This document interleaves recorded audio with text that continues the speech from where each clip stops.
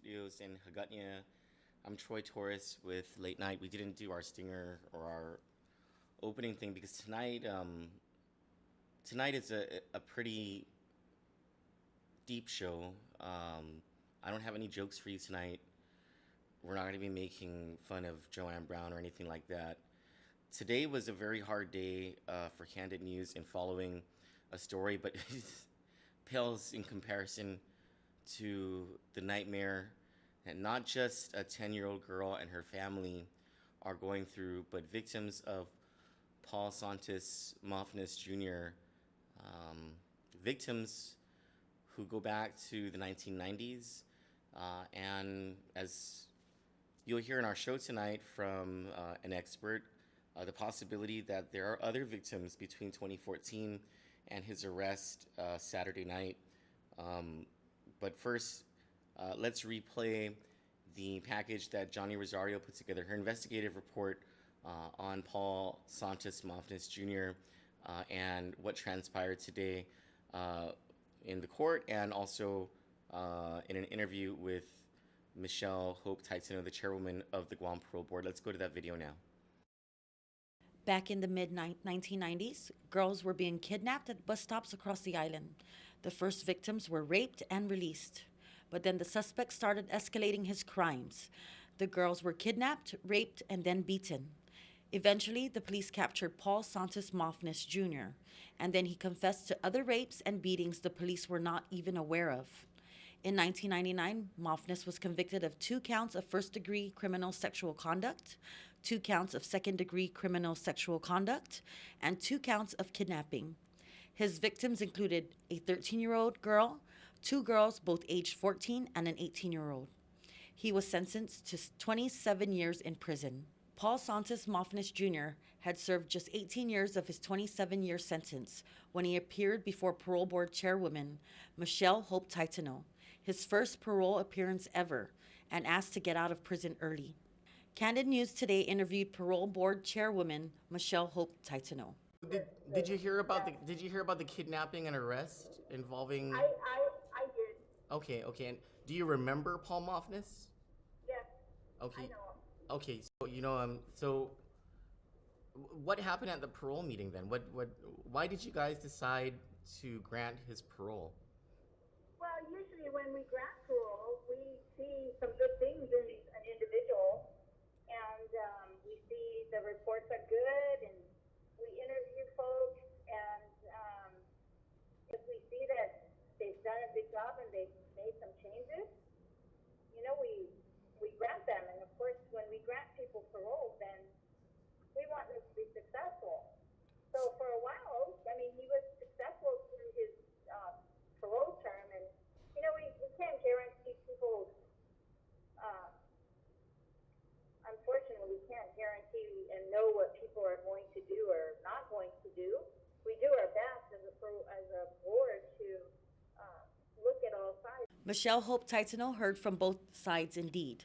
His wife, Perseveranda Mofnis, whom he married while he was incarcerated, appeared at the hearing for her husband, as did his 2 brothers and a nephew.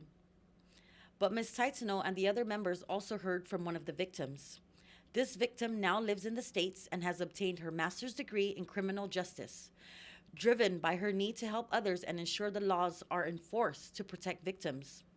Although living now in the States, she was interviewed by parole officers and their report was submitted to each and every board member. In it, the victim begged parole board members not to release him. She warned them that he has a mental issue and that he is a danger to the community. The victim also had family members appear at the parole hearing. One of her cousins testified against his release and warned board members that if they release Paul Santos Mofnis Jr., he will do the same exact thing to other girls. They were warned that he was a serial rapist and could not stop. Despite pleas from one of the victims and their family members to deny his parole, warnings that he would attack and rape again, the parole board ignored them and set Paul Santos Mofnis Jr. free. On February 27, 2014, parole board members granted parole to Paul Santos Mofnis Jr. If parole had been denied, he would still be in prison. Instead, released in 2014, and then he had to serve his court-ordered 5 years of special parole. He went back to the parole board on July 2nd of last year and asked for early discharge from his 5 years. Michelle Hope Titano and fellow board members granted this request as well. So as of July 2018, Paul Santos Mofnis Jr. was a free man, no longer having to report into parole. I'm saddened that that happened. I'm really saddened. It breaks my heart because he seemed to be doing well. And for him to do that, that hurt. But Paul Santos Mofnis Jr. was not doing well, according to court documents. He approached a 10-year-old girl last Thursday morning as she was walking to her bus stop near the Pizza Hut in Tamuning behind Docomo. He pretended to be asking for directions to Tamuning Elementary School and then forced her into his car and drove her to a parking lot across the Tamuning McDonald's. He pointed a gun at the 10-year-old girl, told her to get into the back seat and remove her clothes. Then he raped her, performed sex acts on the child. She was screaming and crying and asked to be let go. So he drove her to the school in Tamuning and dropped her off. Police responded at 7:40 a.m. On Saturday, police took Paul Santos Mofnis Jr. into custody.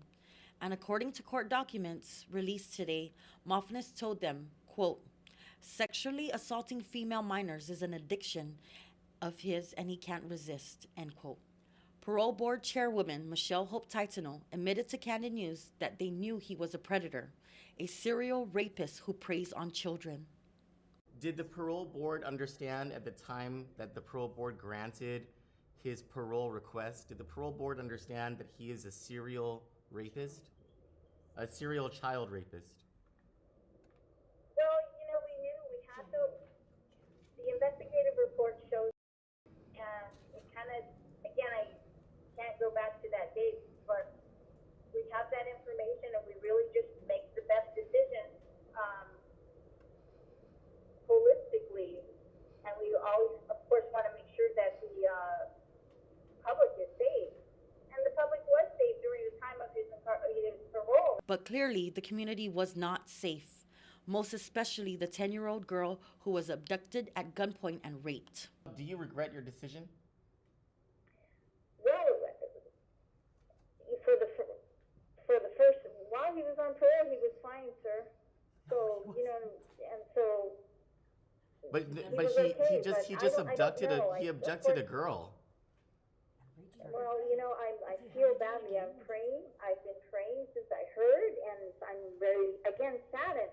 I'm really saddened. Troy, you don't know. You don't know how it affects us on the board when something like this happens. I think, Michelle, you don't know how this affects the parents of that girl. Oh no, you know what? I feel badly for that. But again, it's like, man. And then I'm thinking, what is she out doing at 6? What was she out doing at 6 o'clock? Was she going to the school? Do they get out that early? Do they go meet Yes, the buses she that went. early? She was walking anyway. to the bus stop. He's the bus stop rapist, Miss Tyson. Well, He was that walking. before, Troy, Why are you blaming the victim? Paul Santos Mofnis Jr. appeared for his magistrate's hearing this afternoon before Judge Bordalio, who set bail at $250,000, which was the amount requested by prosecution. A preliminary hearing date has been set for April 25th at 4 p.m. For Kandit News, I'm Johnny Rosario.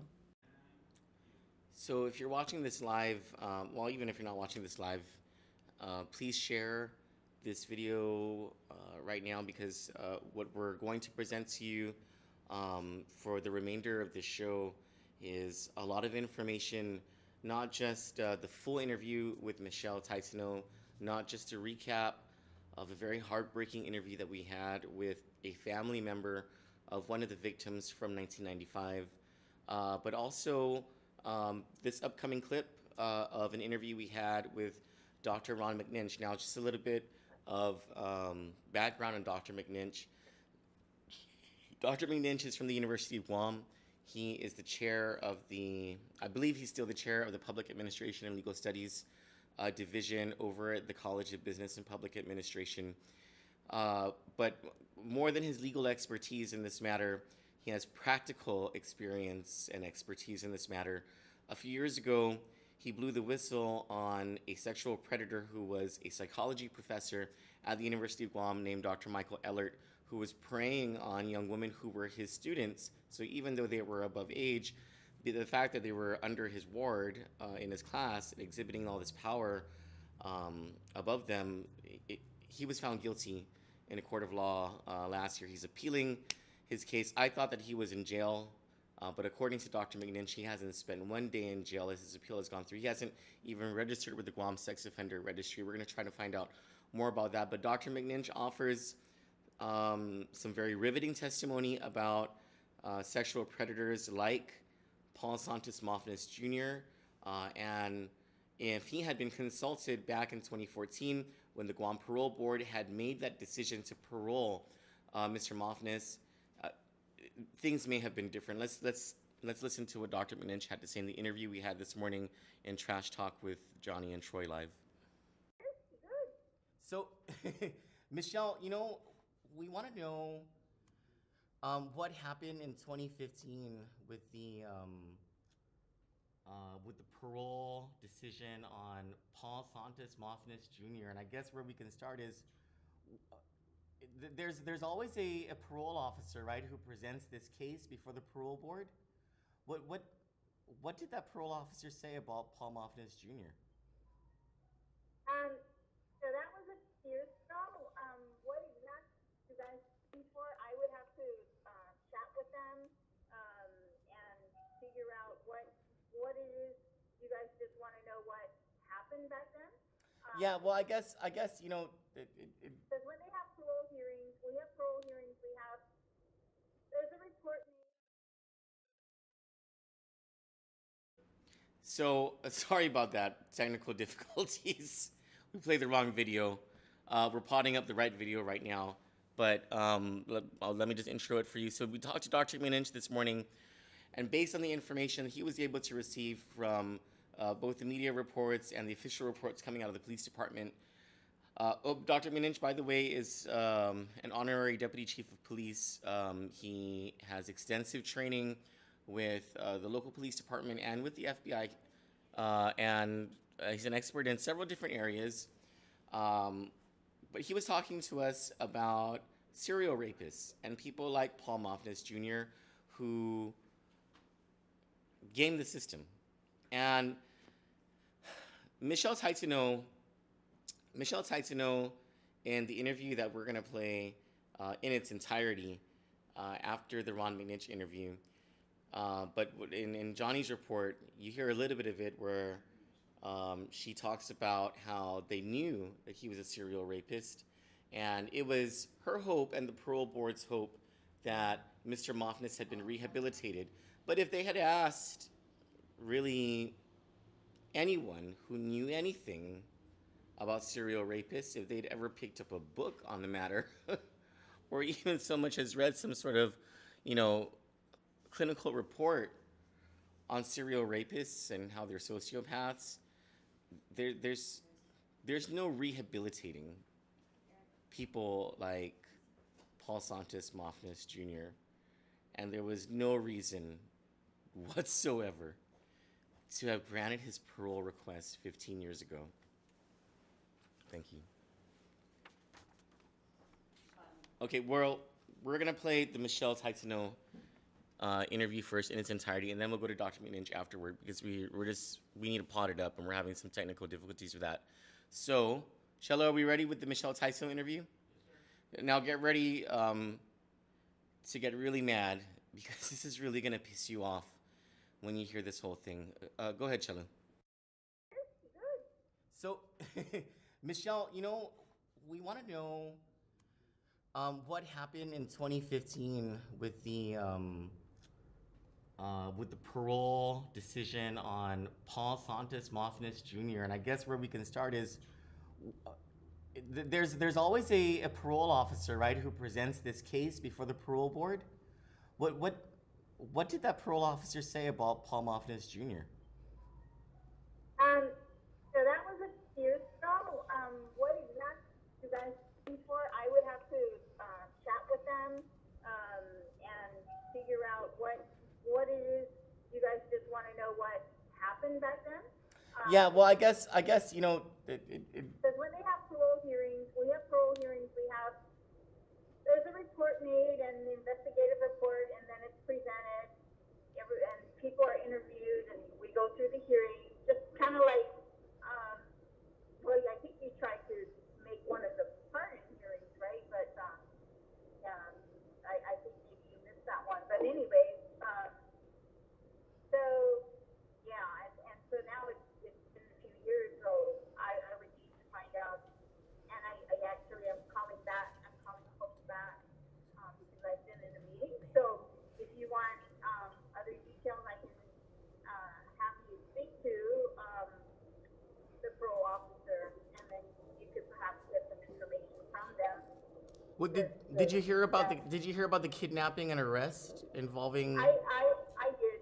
Okay. And do you remember Paul Mofness? Yes. Okay. I know. Okay, so you know, so what happened at the parole meeting then? Why did you guys decide to grant his parole? Well, usually when we grant parole, we see some good things in an individual, and we see the reports are good, and we interview folks, and if we see that they've done a good job and they've made some changes, you know, we grant them. And of course, when we grant people parole, then we want them to be successful. So for a while, I mean, he was successful through his parole term, and you know, we can't guarantee people's. Unfortunately, we can't guarantee and know what people are going to do or not going to do. We do our best as a board to look at all sides, and it's just not one side that we look at. There's Sure. you know, the family side, the victim side. And then there's the other categories that not a lot of people see, but we see because we need to see. And so I'm saddened that happened. I'm really saddened. It breaks my heart because he seemed to be doing well. And you know, for him to do that, yeah, that hurts. You know, it hurts because Sure. it's like, wow, we thought you were doing well and things were working for you, but you know, Troy, something may have triggered. I don't know. Maybe he was starting to do something new that we didn't know of. But anyway, if you want specifics other than that, I would have to defer to the PO, and perhaps we can, you know, he can help a little bit more. But Sure, we but do our best. specifically, We do our best to try to help folks to be successful, and up to them. Mhm. And unfortunately, if they recommit, it's sad. We take it hard as a board. We take it hard because, you know, and he's not the only one. I mean, we've granted other people, unfortunately, and whether they can't get jobs or they can't get housing, or the family support is not there, and it kind of gets discouraging for them. So that's one thing that I'd like to see change. Hoping to work with the new administration to kind of push things through so that folks coming out will be able to better transition into finding housing if they don't have it through their family members, and still continue treatment and or programs to keep them focused and motivated. But anyway, hope that helps a little bit. Well, it does. Thank you, Michelle. It does. I have more questions though. What made the parole board decide to deny his parole request prior to granting it? Because there were a few times that the parole board did that. I'm sorry, sir, say that again? What made the parole board deny his requests prior to granting it? There were several times that he asked for parole and the parole board denied those requests. Yeah, I would have to go back, Troy, to look and see why we denied him. Because again, that's, you know, in records, and I don't keep those records. We have those in the offices, and I would have to go back and look at that. But Do you remember a woman named Michelle? Do you remember a woman named Vicky Carrera who testified at Paul Mofness's parole hearing? You know, I don't remember. Do you remember that she was the one who said that he would offend again, he would do it again? I don't remember that. That one doesn't stand out? No. Oh, okay. There's a lot of folks who come in for hearings for both for opposing and supporting.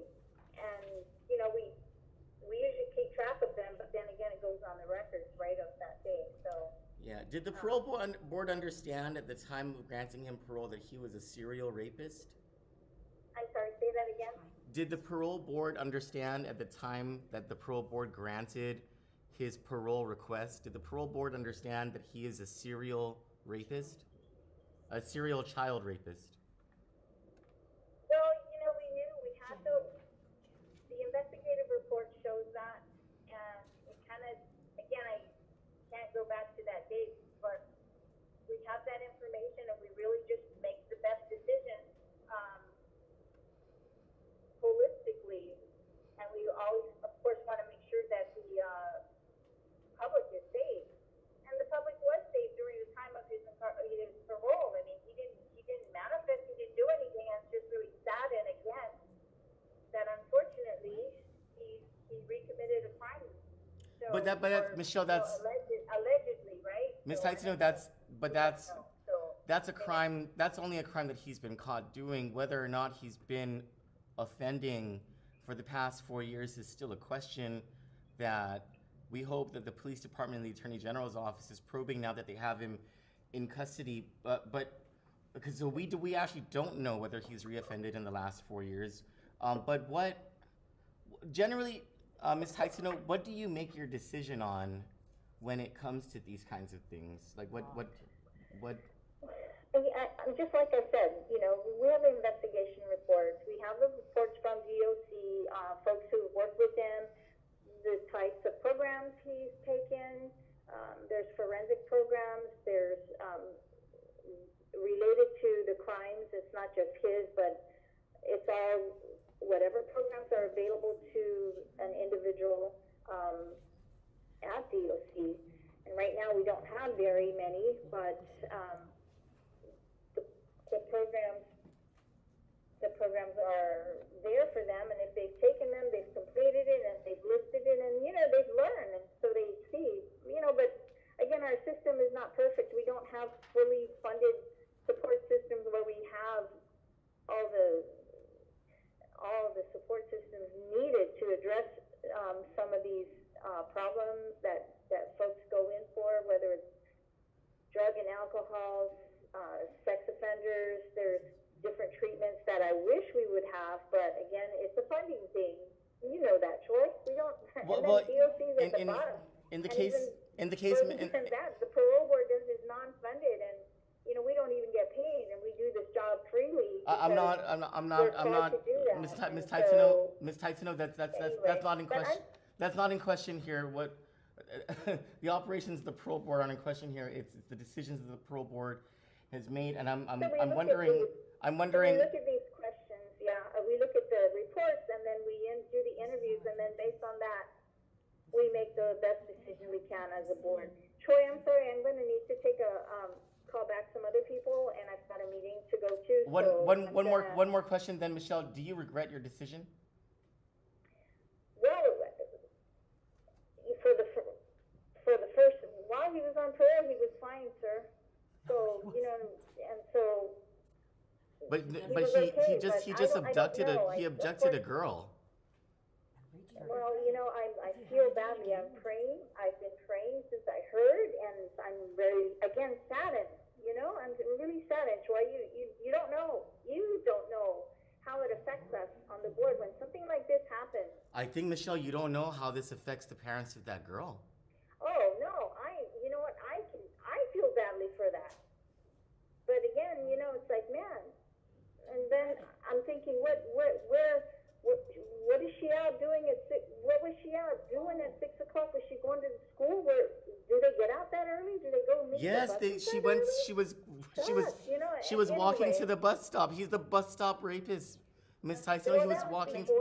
Why are you blaming the victim? The most about this interview with Miss Taitsino was she seemed to care way more about her appearance in this than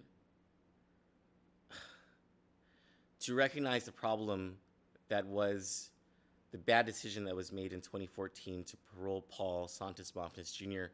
When I asked her whether she understood that he was a serial rapist. She said, yes, that was in the reports.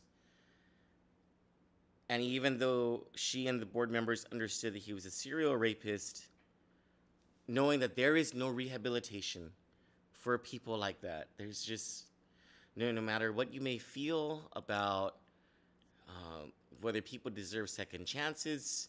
You know, there are people who struggle with drug addiction, with alcoholism, with sticky fingers, you know, people who have violent tendencies, all of them. There are rehabilitative services and therapies for all those kinds of people. There are, no matter how hard it may be. There is nothing that can solve the sickness that is in the head of a serial rapist or a serial killer. There is nothing. And the parole board knew this, and she still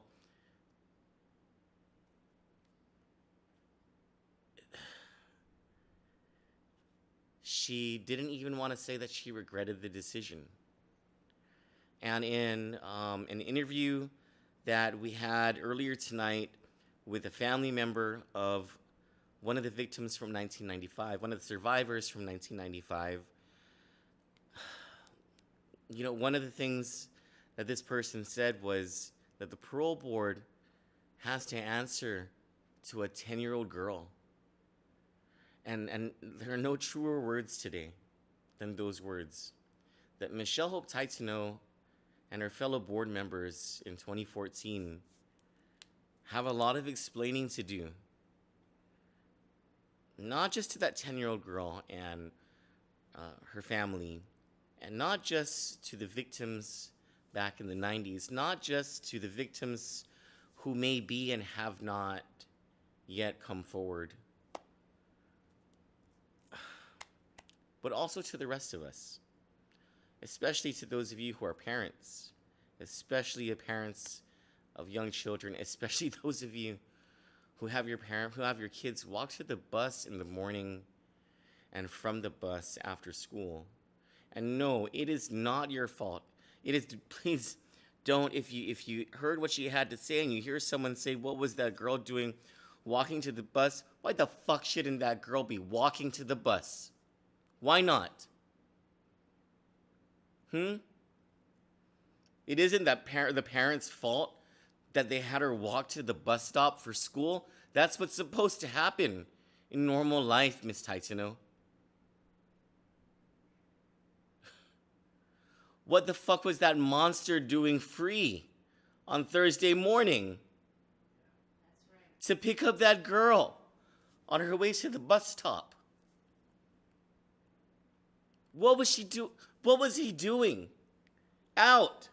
Why did you let him out? Are you fucking stupid? You sick fuck. Because Paul Santos Mofnes Jr. isn't the only monster. And it's not just that there are other monsters out there like him roaming around in our community, and believe me, ladies and gentlemen, there are. And they may even be in your own families if you're not vigilant and you don't catch these things. But just as monstrous is Michelle Taitano.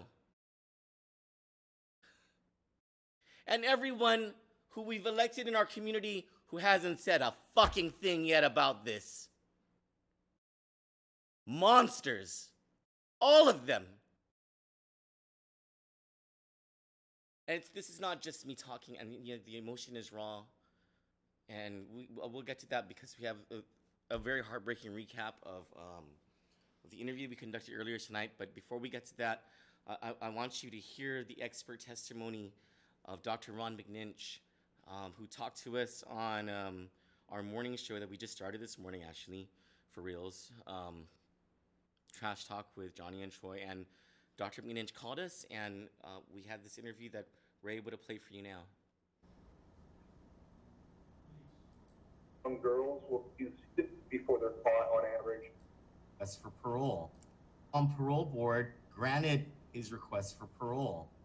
Do you have any thoughts on that? Right. I can tell you just, and again, I don't know anything about this case or this particular person, but I can tell you these very vicious serial sex offender types, when they're in act on their, they cross every T and dot every I. They do all they can to prove to everybody that they're the best person possible. Is it because they're trying to get out because they have a need to reoffend? Right. A need to reoffend viciously against children. And there are no children in prison. Yeah. Are they able to change, Doc, in your experience? I'm sorry? Are they able to change? Is it your... No, not this type of offender.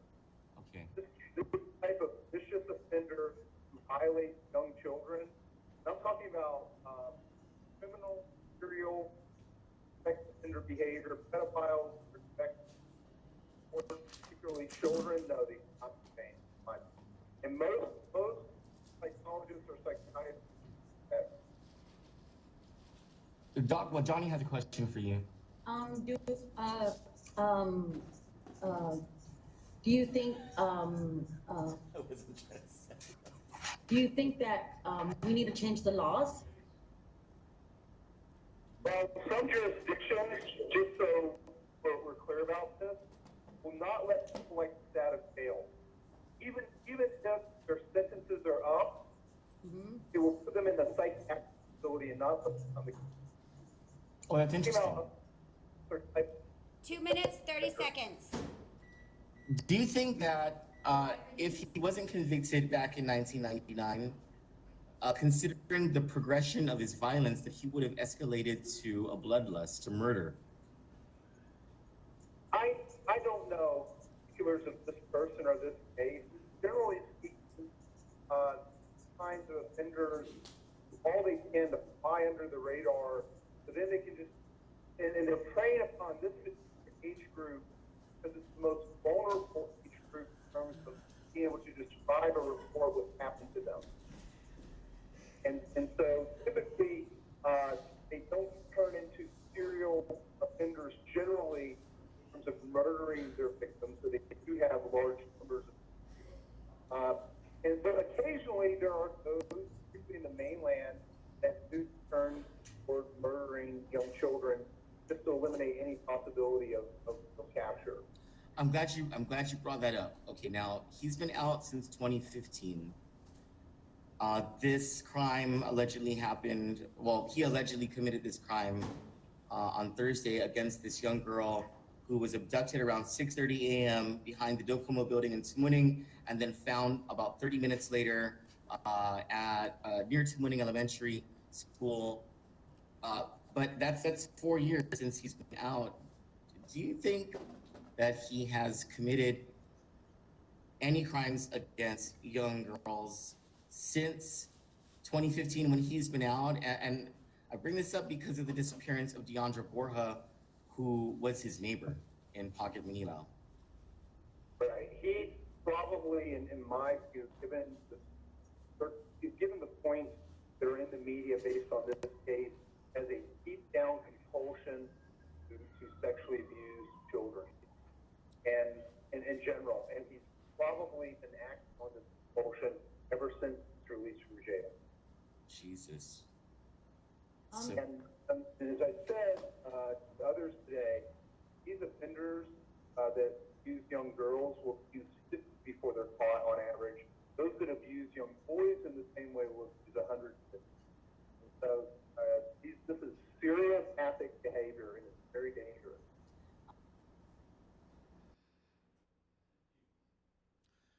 So, you heard Dr. Minench say, in his expert opinion, after reviewing what he's reviewed, he believes that she is not his first victim since being paroled in 2014, based on the information that's available, that he has a deep down compulsion.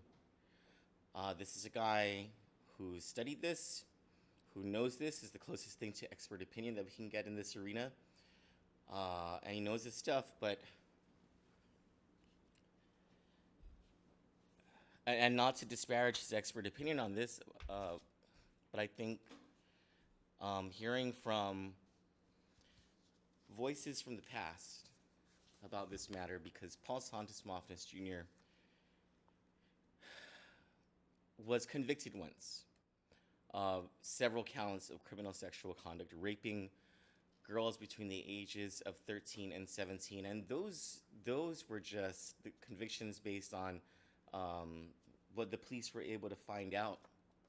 Now, one of the reasons Kandit is so interested in the story, aside from, of course, the humanitarian nature of it, is the assailant himself and his history with the law. And I'm talking about how back between 1995 and 1999, it took a Pacific Daily News reporter at the time to realize that there were a series of rapes that occurred near bus stops.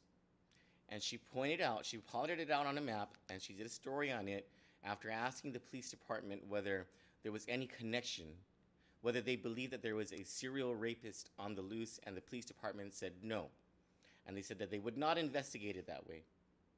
And so she plotted it on a map, she did the story, and all of a sudden the police were investigating a serial rapist. It took 4 years before Paul Santos Mofnes Jr. Finally had his day in court and was convicted of several counts of criminal sexual conduct and kidnapping. And earlier tonight, we spoke with a relative of one of the victims. I'm not going to reveal the relative's name. I'm not going to reveal the victim's name. We have respect for the victims. Actually, they're called survivors. But I do want to express the story, tell this story on their behalf, and show you just how wrong it is that this guy was even free 5 years ago, 4 years ago. She said that her cousin was either 13 or 14 years old and on her way to a bus stop when Paul Mofnes strolled up in a white or silverish car. He brandished a knife, threatened her with it, took her to Two Lovers Point, and that's where he raped her. Then he dropped her to school. It's almost the same exact MO. Almost the same exact modus operandi.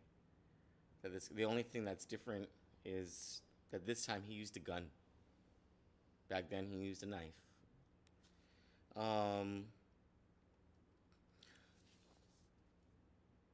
She said to her cousin that she's resilient. As a matter of fact, she's not living here anymore, but she is working toward her master's degree, and she has worked in social work trying to help others who've gone through a similar trial.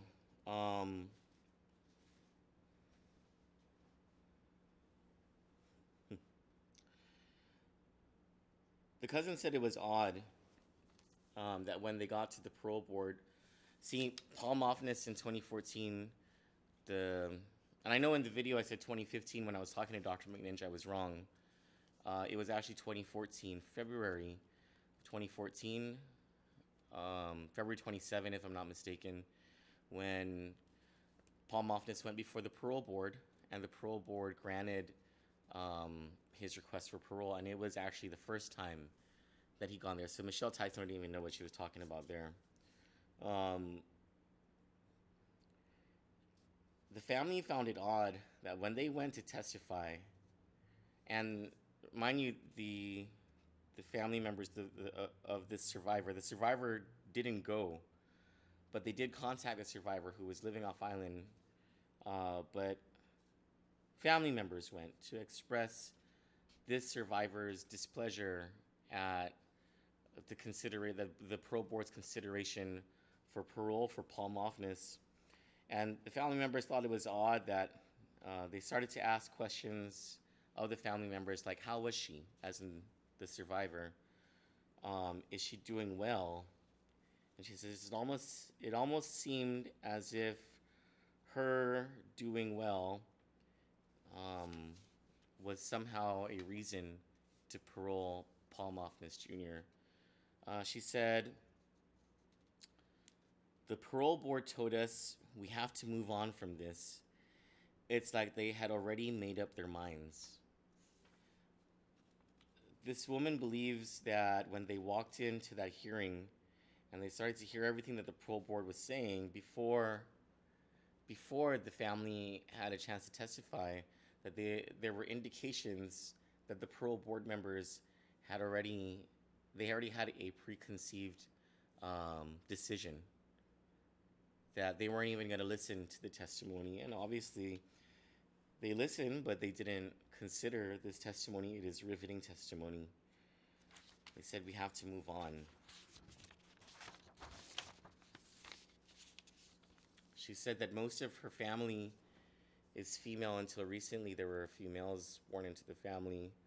At the time, the victim had one brother who's actually since committed suicide.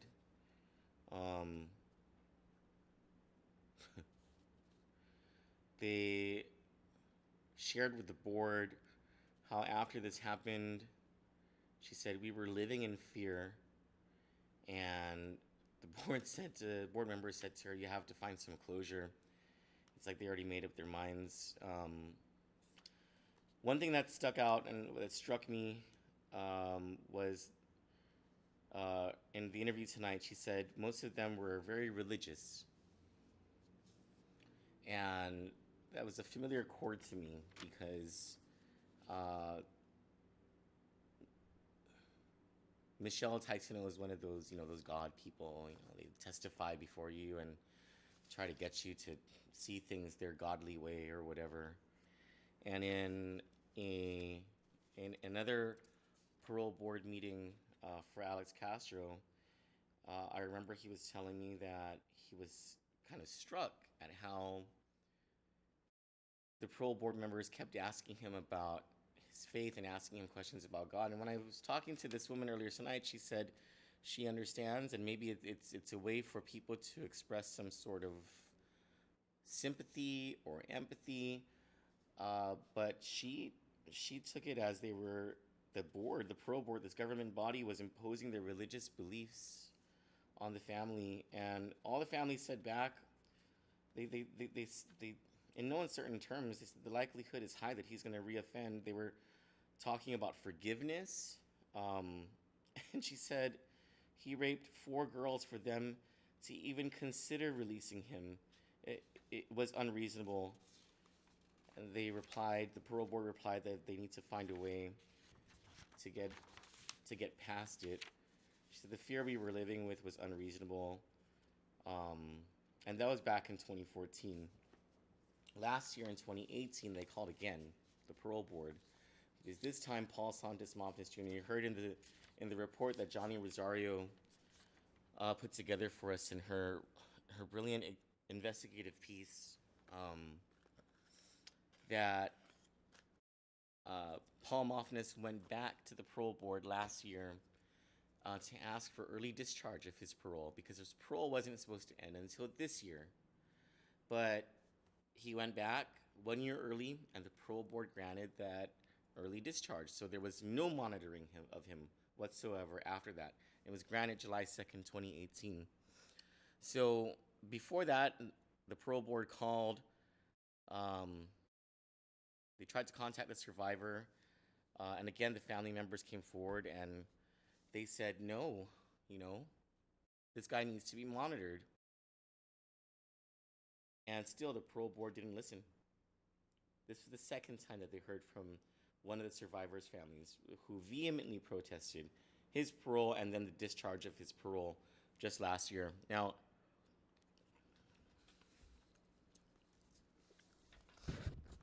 some of the details of what happened to the survivor. Say my mom, he dropped her to school after the rape happened. She went to school.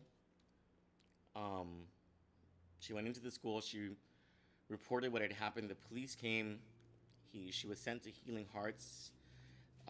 During that mayhem, as she describes it, the family was called. The family got involved. She really has not been the same since, except that she's been resilient. But her brother committed suicide sometime later. Things deteriorated. The mom was working 2 to 3 jobs. She said what happened to her contributed to decay in her family. She doesn't believe that she was extended the counseling that she needed. But now she's working toward her master's degree. And when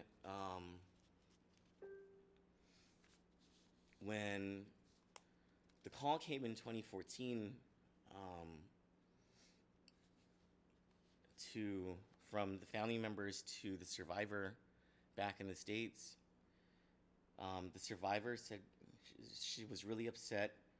And according to the woman I talked to tonight, she says, she told me he's gonna do it again.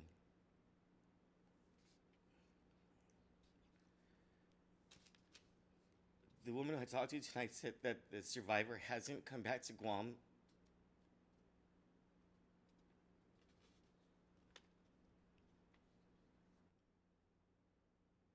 This is her home. She hasn't. Yeah, this guy was living here. It's 2014 on, just free because Michelle Tyson thought it was such a good fucking idea because he found God.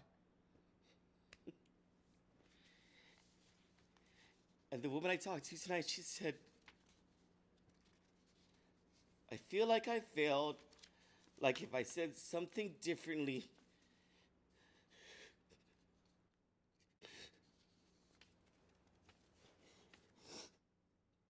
he wouldn't have been released. I feel like I failed this 10-year-old girl.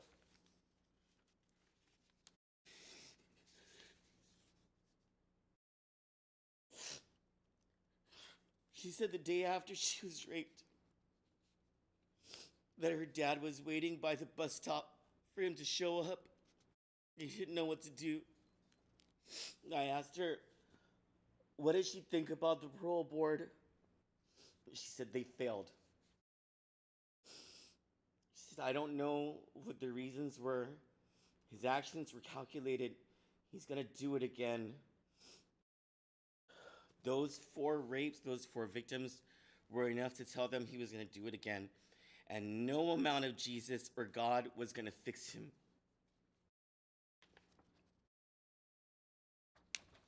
You know, that was the part of the interview when I couldn't really take many notes anymore because it was so profound. And I thought, I kept hearing the Catholic Church bitch about marijuana. I didn't fucking hear one thing about this girl from the Catholic Church today.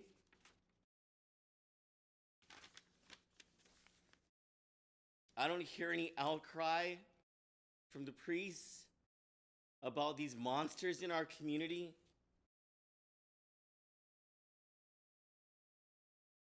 She said, he has his need. I can just imagine if he hadn't done that in such a long time, how violent he would be when he got out. And this is after I asked her whether she thought that he had violated anybody else since his parole in 2014. She just doesn't. It's a difficult thing for her to think about because their family had gone through so much already.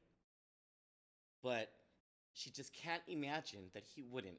And if you heard, as you just heard from Dr. McNinch, these people have compulsions that they have to act on. And this was a very telling thing in this interview with this woman because I specifically asked her if she had heard about the disappearance of Deandra Borja and what she was thinking when she heard about that.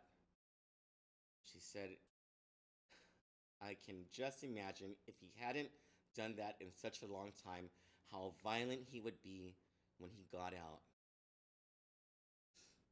She says, and I asked specifically whether she thinks there are other victims. She says, I think there are other victims besides this little girl. I really think there are. I asked her, or we asked her, there's just more than me because I couldn't. Obviously, I can't handle things like this and keep my composure well. Um, my one of my associates asked her to name one word. In one word, how would you describe Paul Moffness Jr.? And she said he's a sociopath. And if you don't know what a sociopath is, it's a person without a conscience, a person who's incapable of love, incapable of empathy. You can read, look up Dr. Martha Stout, chair of the Department of Psychology at Harvard University, and you'll see things in your life. Yeah, anyway, look at what a sociopath is if you don't know. And she asked her, is there anything that she'd like to say to the members of the parole board? And she said that they have a 10-year-old girl to answer to. She says, the board needs to be changed. They need some smarter people in there. They really need to do their homework.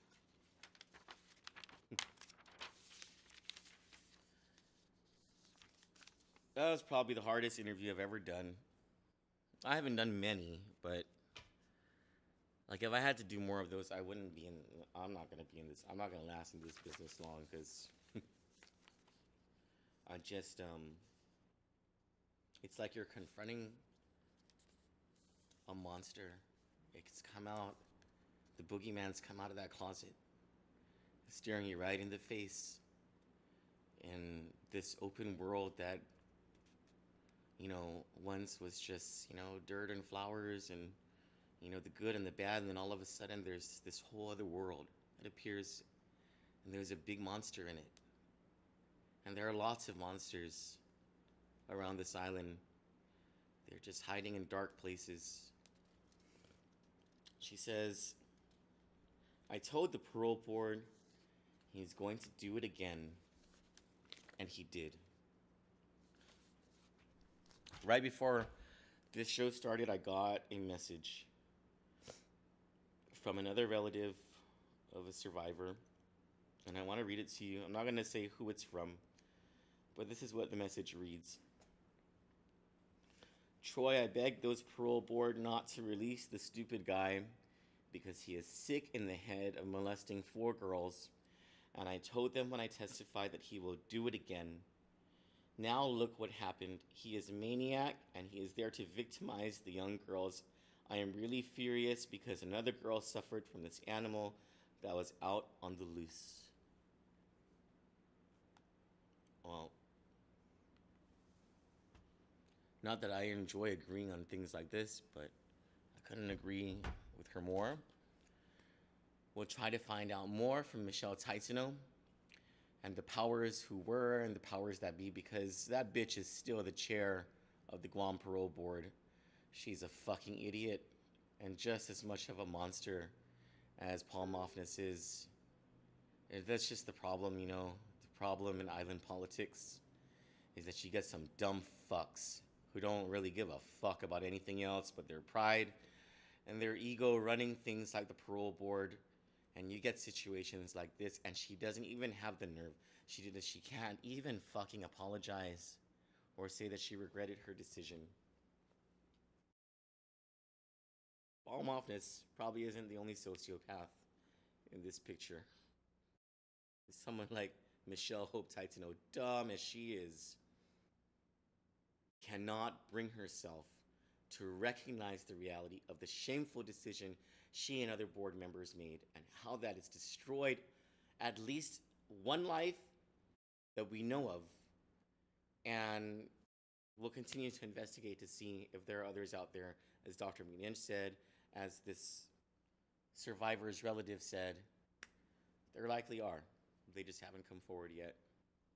But we challenge people who know, people who suspect something, to call 477-HELP. That's 477-4357. That's the Crime Stoppers hotline.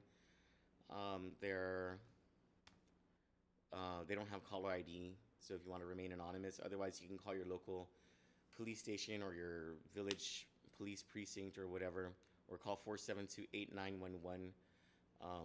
That's the number to the police dispatch line, and report a crime. Walk into a police precinct or the chief of police office in Teton to report something, and not just in this Paul Moffness thing, but if you know of anyone else who's being abused by other monsters in this island, get them off our streets. Report them. Do the rest of us a favor. Report them. Get them off our streets. They have no business around women and children in this island. That's all for tonight. I'm really exhausted by all of this. Our team is exhausted. We'll see you in the morning in Trash Talk with Johnny and Troy Live.